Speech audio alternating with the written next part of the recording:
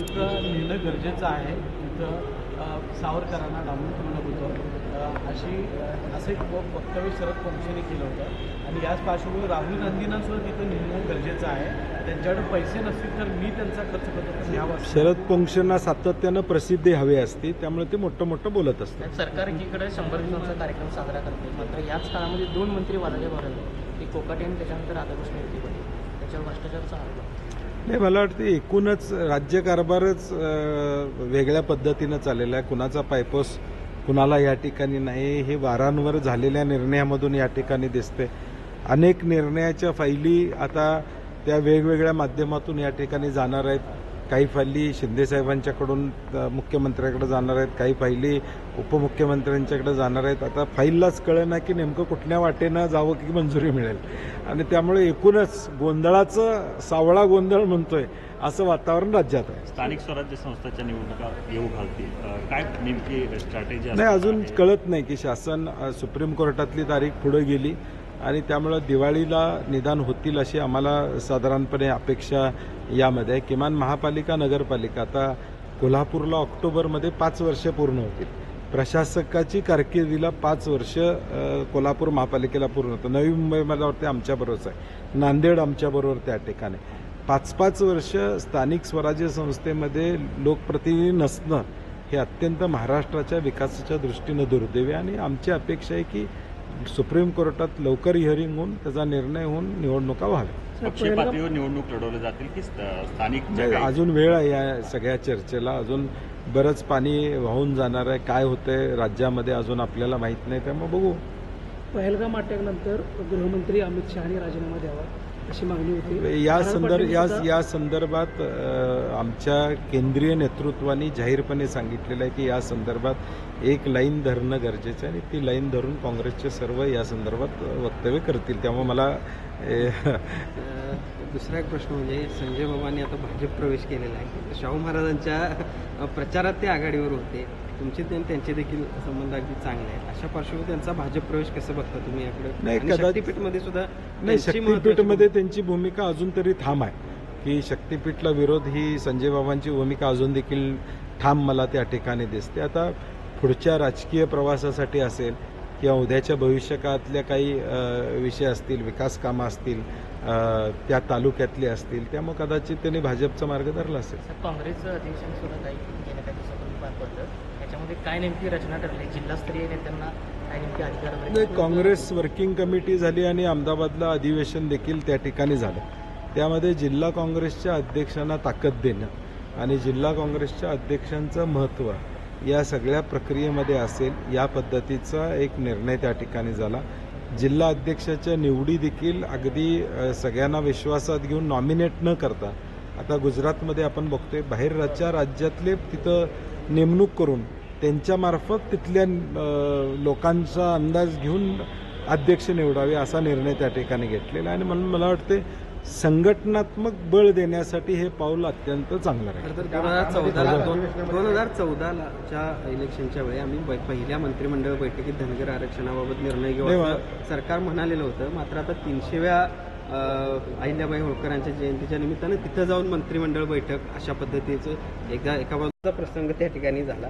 आपली देखील आता दादांचा स्वभाव आम्हाला सगळ्यांना माहीत आहे. दादा ताबडतोब हायपर होतात. त्यामुळे माझी विनंती आहे त्यांना की शेतकऱ्यांची बाजू समजावून घेतली पाहिजे, त्यांचं भावना समजावल्या पाहिजेत. रत्नागिरी नागपूर हायवे असताना या हायवेची गरज नाही. सांगलीचा मेळावा आमचा 4 तारखेला होता, परंतु दुर्दैवानं तो पुढं आम्ही ढकलला आहे. परंतु पुढच्या 3 दिवसामध्ये राज्याची ऑनलाईन बैठक आम्ही घेतोय.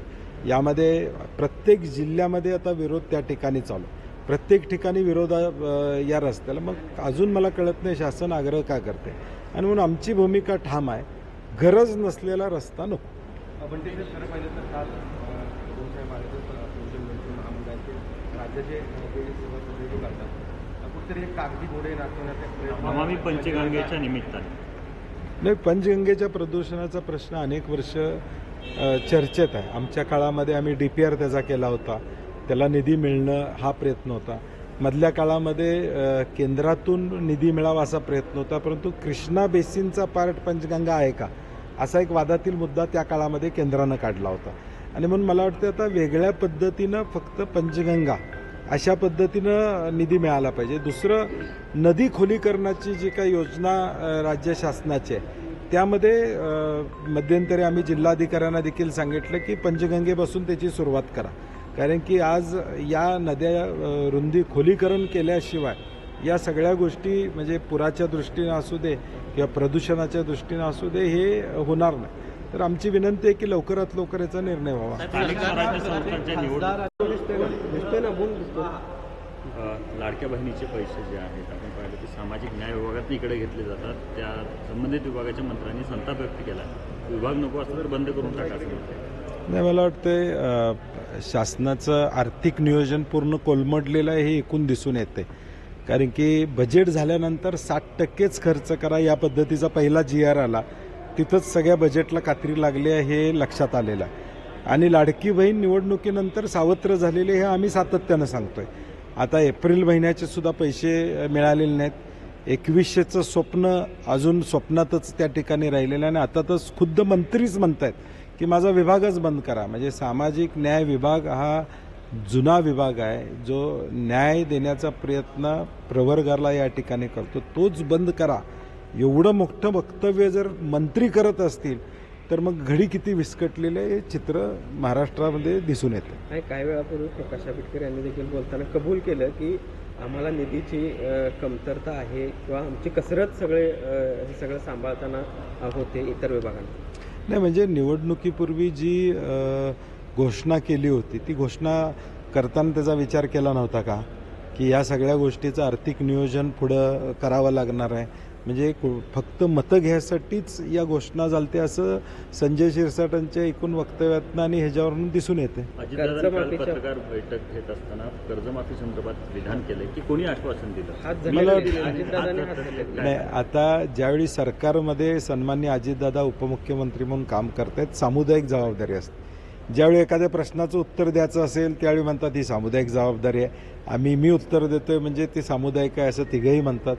मुख्यमंत्री सन्माननीय देवेंद्र फडणवीसजींनी जाहीरपणे सांगितलं होतं की आमचं सरकार आल्यानंतर आम्ही कर्जमाफी करू.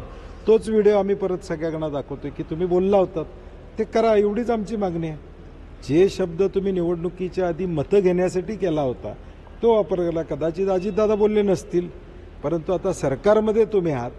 सरकारच्या सन्माननीय मुख्यमंत्री महोदयांनी त्यावेळी त्या ठिकाणी भूमिका घेतली होती निवडणुकीपूर्वी, ती तुम्ही पूर्ण करा.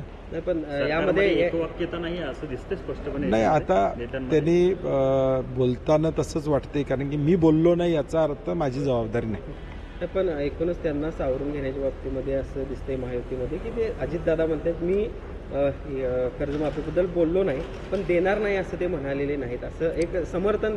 नाही, मग निवडणुकीची वाट बघायला लागलाय काय? मग माझं काय म्हणणं आहे की विधानसभा बरखास्त करा, निवडणुका लावा, कर्जमाफी करा. निदान शेतकऱ्यांची कर्जमाफी निवडणुकीसाठीच थांबले असतील तर मला वाटते मग निवडणुका लावा आणि शेतकऱ्यांची कर्जमाफी तरी होऊ दे.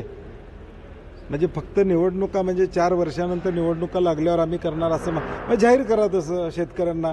म्हणजे निदान शेतकरी आज जो अडचणीत आहे त्याला कळेल की आमच्या अडचणीच्या काळाचीही मदत नाही आहे तर निवडणुकीच्या मतासाठीही मदत आहे, हे जाहीर करावं. 100 दिवसाचा परफॉर्मन्स मांडला त्याच्यामध्ये. नाही, 100 दिवसाच्या परफॉर्मन्सला काय अर्थ नाही आहे. म्हणजे टाईट निधी जो आहे तो खर्च झाला म्हणजे परफॉर्मन्स झाला असं म्हणता येणार नाही.